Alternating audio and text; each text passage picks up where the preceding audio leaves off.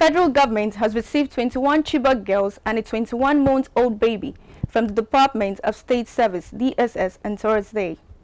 The Director General of the DSS, Mr. Lawal Dora, handed over the girls to Vice President Yemi Osibanjo at the DSS Medical Center in Abuja in the presence of the Minister of Information.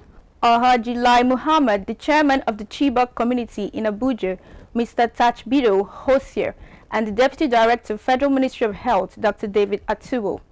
Osibanjo thanked God for the rescue of the girls and promised that the travails of the Chibok girls would soon end and that the country was hoping to have them back throughout the 30 months they were in captivity.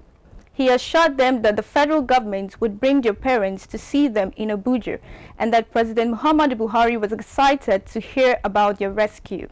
He further reminded them of the assurance of the medical doctors to give them the kinds of treatments that they needed. He prayed that those still held in captivity would be returned to the nation unhurt.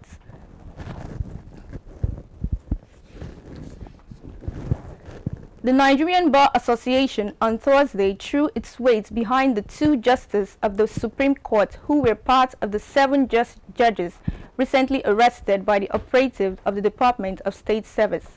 The president of the NBA, Mr. Abubakar Mahmood, said in Abuja on Thursday that contrary to the claim by the DSS, the 2 justices of the Apex Court, Justice Sylvester Ngota and John Okoro, were never invited, and there were no formal complaints against them before their homes were raided.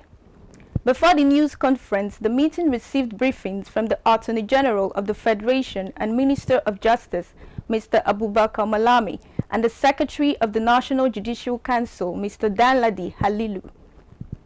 The umbrella body of legal practitioners in the country, while faulting the recent calm down, described the arrest of the judicial officers as unconstitutional and clearly outside the mandate of the service. Also at the meeting were 4 former NBA President, Chief Wole Olanipeku, Mr. Olisa Abakoba, Mr. Joseph Daudu, and Mr. Okewali. 3 former AGFs comprising Chief Kanu Agabi, Chief Akin Olujimi, and Mr. Ade Tokumbo Kayode were also at the meeting. And now on business news. The Central Bank of Nigeria, CBN, was called on Wednesday to urgently review the 41 items barred from accessing foreign exchange window for their importation into the country at the end of the 22nd edition of the Nigerian Economic Summit.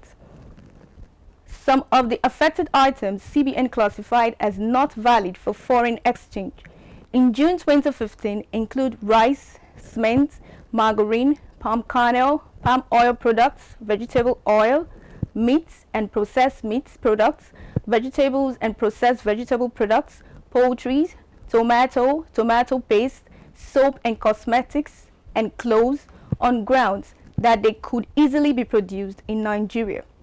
Other items include private airplanes, jets, Indian incense, tinned fish in sauce, cold rolled steel sheets, galvanized steel sheets, roofing sheets, wheelbarrows, headpans, metal boxes, containers, enamel ware, steel drums and pipes, wire mesh, steel nails, wood particles, boards and panels.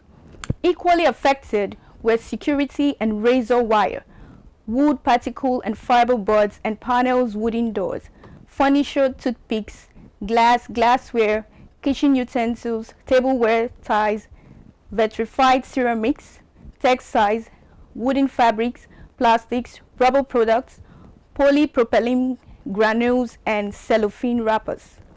Details of the recommendations contained in the final resolution sent to the President Muhammadu Buhari said 16 of the 41 items were primary inputs for producers of made-in-Nigeria products. At the end of the 3-day summit, the technical subcommittee identified challenges and recommended solutions towards realizing the objective of the theme, Made in Nigeria. The summit proposed policy on public procurement of made-in-Nigeria goods and services at national and subnational levels, through the articulation of a national development plan that defines the country's developmental priorities, choices, and paths.